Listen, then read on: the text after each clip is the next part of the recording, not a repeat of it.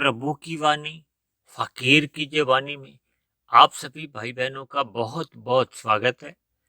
आज की चर्चा का विषय है संस्कारों की तीव्रता।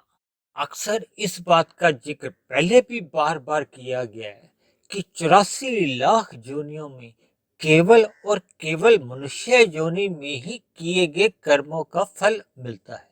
यानी कि हमारे आपके जितने भी सकाम भाव से कर्म किए जाते हैं वो सभी लिखे जाते हैं, उनका कर्माशय बनता है।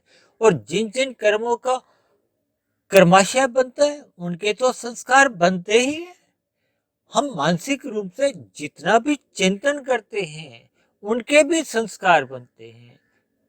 मनुष्य अपने जीवन में निष्काम भाव से भी अगर कर्म करता है तो उसका कर्माशय तो नहीं बनता, लेकिन संस्कार निष्काम भाव से किए गए कर्मों के भी बनते हैं।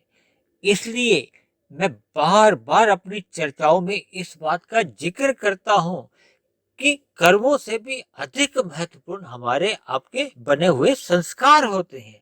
पाप और पुण्य कर्मों को फल भोग के तो नाश हो जाता है, लेकिन संस्कारों का नाश नहीं होता। ये सभी संस्कार रहते तो कारण शरीर में है, लेकिन प्रकट होते हैं ये सूक्ष्म शरीर द्वारा। जब मन में वृत्तियां उत्पन्न होती हैं, विचार आते हैं, और स्थूल शरीर की कर्मेंद्रियों द्वारा जब हमारे आपके कर्म होते हैं, यानी कि स्थूल शरीर द्वारा और सूक्ष्म शरीर द्वारा हमारे कारण शरीर में बने संस्कार रहते हैं। जैसे कर्म अच्छे और बुरे होते हैं, यानी कि अच्छे कर्म पुण्य कर्म कहलाते हैं और बुरे कर्म पाप कर्म कहलाते हैं। इसी तरह हमारे संस्कार भी अच्छे भी बनते हैं और बुरे भी बनते हैं। इन संस्कारों को समझने से पहले हमें अपने स्थूल शरीर, सूक्ष्म शरीर और कारण शरीर की एक स्थिति को समझना होगा। देखिए, अक्सर हमने अपनी चर्चाओं में इस बात का जिक्र करते आए हैं कि हम सबके 3 शरीर होते हैं, स्थूल शरीर, सूक्ष्म शरीर और कारण शरीर। स्थूल शरीर से तो एक साधारण मनुष्य परिचित रहता है, क्योंकि एक व्यवहार में हमारा स्थूल शरीर ही आता है और थोड़ा बहुत उसको सूक्ष्म शरीर की कहो या मन की, बुद्धि की थोड़ा सा ज्ञान बना रहता है। लेकिन हमारे कारण शरीर की क्या स्थिति रहती है, अक्सर मनुष्य को इसका बोध नहीं रहता। देखिए, ये अलग बात है कि स्थूल शरीर, सूक्ष्म शरीर और कारण शरीर, इन तीनों में ही मन की एक महत्वपूर्ण भूमिका रहती है। कहते हैं ना, मन ही बंधन का कारण है और मन ही मोक्ष का भी कारण है। इसलिए मन की स्थिति को सही सही समझना मनुष्य योनि में बहुत ही आवश्यक है, क्योंकि मनुष्य योनि में भी हम जितने भी कर्म करते हैं उनका कर्माशय बनता है और मनुष्य योनि में ही किए गए कर्मों का संस्कार बनते हैं। और जबकि मनुष्य से ऊपर की योनियों में या मनुष्य से नीचे की योनियों में जितने भी क्रियाएं होती हैं या कर्म होते हैं वो लिखे ही नहीं जाते। यानी मनुष्य से नीचे की जितने भी क्रियाएं होती हैं वो प्रकृति की प्रेरणा से होती है। मनुष्य से ऊपर की योनियों में जितनी भी क्रियाएं होती हैं, कर्म होते हैं, जो भी कहो, वो सभी परमात्मा की प्रेरणा से होती है। केवल परमात्मा ने मनुष्य योनि में आकर मनुष्य को स्वतंत्रता दे रखी है। भले ही शास्त्रों द्वारा आपको और हमें एक ज्ञान दिया गया कि ये कर्म करना चाहिए, ये कर्म से बचना चाहिए, ये नहीं करो, ये करो। यानी कि शास्त्रों में विधि विधान और निषेध की खूब चर्चाएं आती हैं। परमात्मा ने बार बार इस बात पे जोर दिया है कि मनुष्य को अपने जीवन में पाप कर्मों से तो हर क्षण ही बचना चाहिए। इसीलिए मनुष्य योनि को जितना अधिक शास्त्रों का ज्ञान हो जाता है, यानी ज्ञान होने से फिर हमें सही गलत की पहचान होने लगती है, तो फिर ऐसे में मनुष्य पाप कर्मों से अपने आप को बचा सकता है। इसीलिए तो बार बार शास्त्रों में इस बात का जिक्र आता है कि मनुष्य योनि में मनुष्य को हर क्षण जीवन में सतोगुनी अवस्था में रहना चाहिए, ज्ञान की स्थिति में रहना चाहिए। इसीलिए तो मनुष्य योनि में सत्संग का बहुत अधिक महत्व है, क्योंकि सत्संग के अभाव में मनुष्य कुसंग कर बैठता है और कुसंग में उसका ज्ञान धूमिल हो जाता है या समाप्त हो जाता है। तो फिर ऐसे में मनुष्य से पाप कर्म सहज ही होने लगते हैं, जिसका स्वयं मनुष्य को भी बोध नहीं रहता। यानी कि कुसंग के चलते चलते मनुष्य अक्सर पाप कर्म ही करता रहता है, जिसका मनुष्य को स्वयं भी बोध नहीं रहता।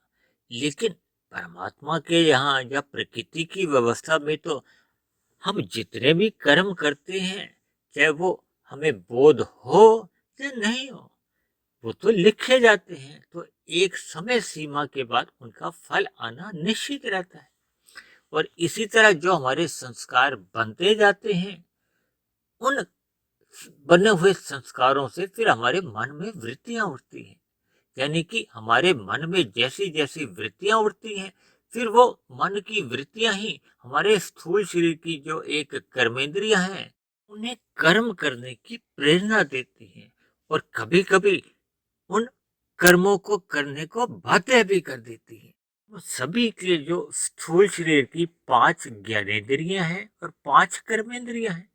5 ज्ञानेंद्रियों द्वारा हम 5 विषयों का सुख लेते हैं और 5 कर्मेंद्रियों द्वारा उन विषयों का सुख लेने के लिए ही हम कर्म करते हैं। लेकिन इन कर्मेंद्रियों का और ज्ञानेंद्रियों का, इन 10 इंद्रियों के ऊपर जो एक मन का नियंत्रण रहता है। देखिए, एक साधारण मनुष्य इन इंद्रियों के ऊपर मन की स्थिति को जल्दी से समझ नहीं पाता, क्योंकि ये हमारे स्थूल शरीर की इंद्रियां इतनी जल्दी कार्य करती हैं कि हम मन को समझ नहीं पाते। जबकि मन के नियंत्रण के बिना या मन की रजामंदी के बिना ये कर्मेंद्रियां हो या ज्ञानेंद्रियां हो, ये अपना कार्य करने में स्वतंत्र नहीं है।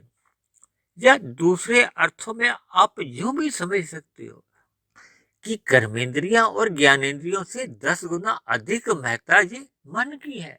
भले ही मन के ऊपर बुद्धि का भी नियंत्रण रहता है। बुद्धि हमारी सात्विक हो सकती है, राजसी हो सकती है या तामसी हो सकती है। इसी तरह देखिए, मन बुद्धि से भी जो 10 गुना अधिक शक्तिशाली है, उनको मैंने संस्कारों का नाम दिया है। यानी कि हमारी कर्मेंद्रियां ज्ञानेंद्रियों से 10 गुना अधिक बलशाली हमारे ये मन बुद्धि हैं, और इनसे भी 10 गुना अधिक बलशाली हैं हमारे संस्कार। ये संस्कार देखिए, अच्छे भी हो सकते हैं, बुरे भी हो सकते हैं। जैसे हम पाप कर्म करते हैं तो हमारे अंदर बुरे संस्कार बनते हैं। यदि हम जीवन में पुण्य कर्म करते हैं या निष्काम कर्म करते हैं, तो फिर हमारे शुभ संस्कार अधिक बनते हैं। ये सभी संस्कार हमारे कारण शरीर में रहते हैं। कर्माशय भी हमारा कारण शरीर में ही रहता है। देखिए, कर्माशय स्थूल रूप में रहता है और सूक्ष्म रूप में इनके संस्कार हमारे कारण शरीर में रहते हैं।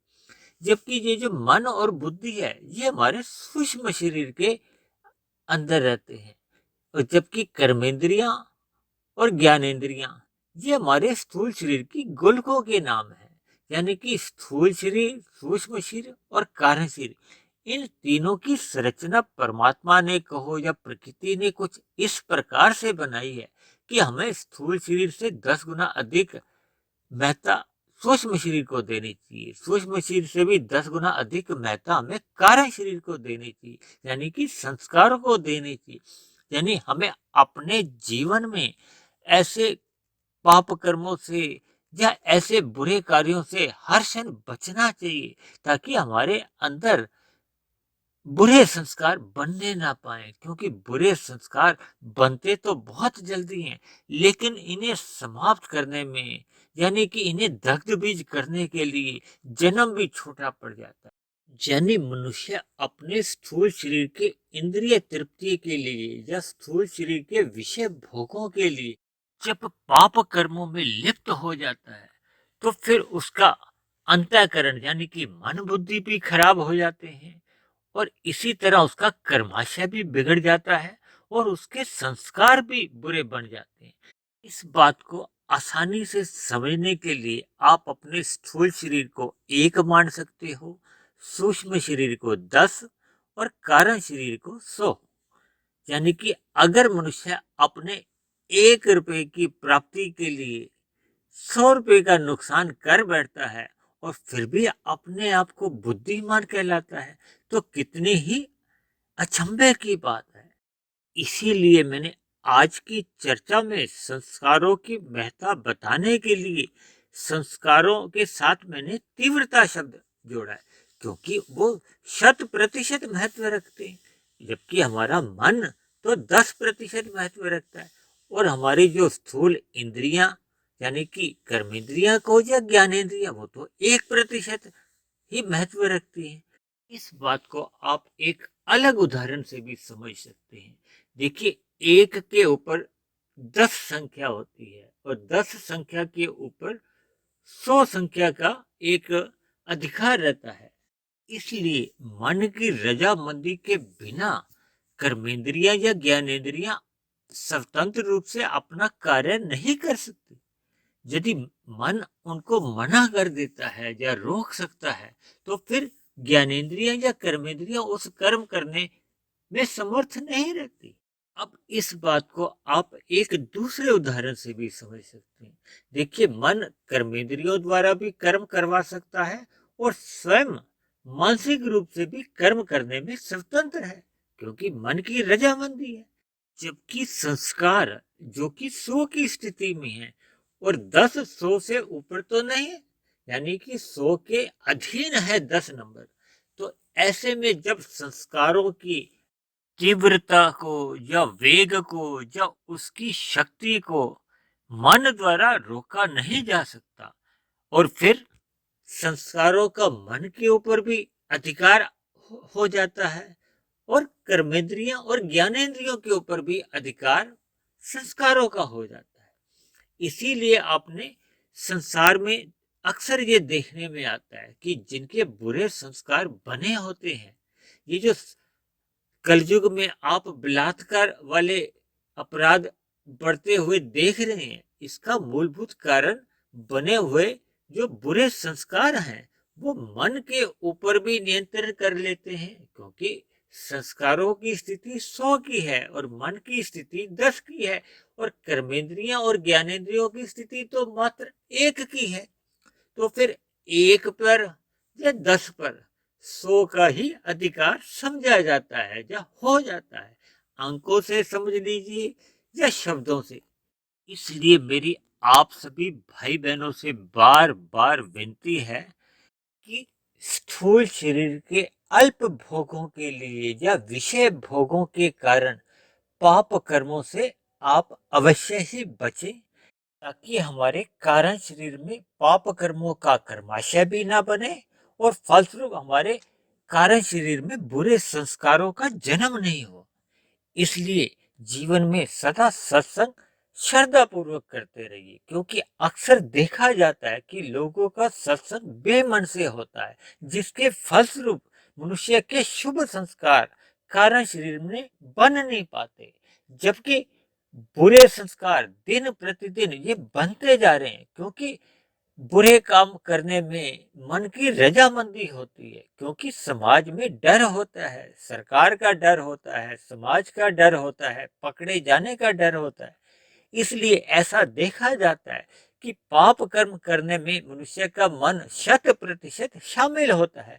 तो ऐसे में पाप कर्मों का कर्माशय तो बनता ही है, पाप कर्मों के संस्कार भी उसके कारण शरीर में अपना अधिकार जमा लेते हैं, जिसके फलस्वरूप इन बने हुए संस्कारों के कारण ही हमारे मन में बुरी वृत्तियां उठती हैं। फिर वो बुरी वृत्तियां ही हमारे स्थूल शरीर के कर्मेंद्रियों को पाप कर्म करने को बार बार उत्तेजित करती रहती हैं या बाध्य कर देती हैं, और मनुष्य इस कर्म वृत्ति और संस्कारों के चक्र में इस तरह फंस जाता है कि मरने के बाद मनुष्य की फिर अधोगति होने की संभावना अधिक बढ़ जाती है।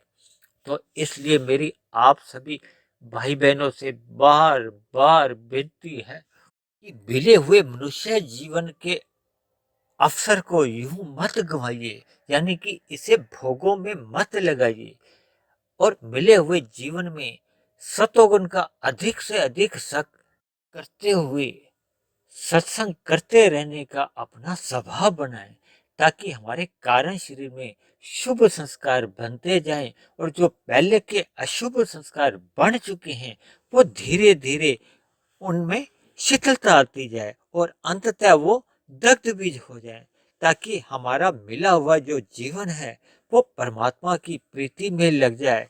परमात्मा से प्रीति होना ही मनुष्य जीवन की एक सफलता है, सार्थकता है, जिसके फलस्वरूप मनुष्य का रजोगुनी भोगों के प्रति भी वैराग्य हो जाता है और मनुष्य पाप कर्मों से भी बचकर अपने जीवन को सफल बना लेता है। इन्हीं शब्दों के साथ आज की चर्चा को हम यहीं विश्राम देते हैं। आप किसी भाई बहन का कोई प्रश्न हो, कोई बात समझ में नहीं आई हो, या मेरी कही गई किसी बात पे आपको कोई आपत्ति हो, तो आप नीचे दिए गए कमेंट्स बॉक्स पर जाकर आप अपने प्रश्न या अपने कोई सुझाव या आपकी कोई आपत्ति हो तो आप उसको भी लिख सकते हैं। और यदि मेरे बने हुए वीडियो आपको अच्छे लगते हैं, आपके जीवन में सकारात्मक परिवर्तन आने लगे हों, तो मेरी आपसे विनती है कि आप मेरे आध्यात्मिक ज्ञानात्मक चैनल को स्वयं भी सब्सक्राइब करें व अन्य जिज्ञासु भाई बहनों को भी इस आध्यात्मिक ज्ञानात्मक चैनल से जोड़ने का प्रयास करें। तो चर्चा को यहीं समाप्त करते हैं। कल फिर मिलते हैं एक नए विषय को लेकर, एक नए संदेश के साथ। तब तक आप सभी भाई बहनों का बहुत बहुत धन्यवाद।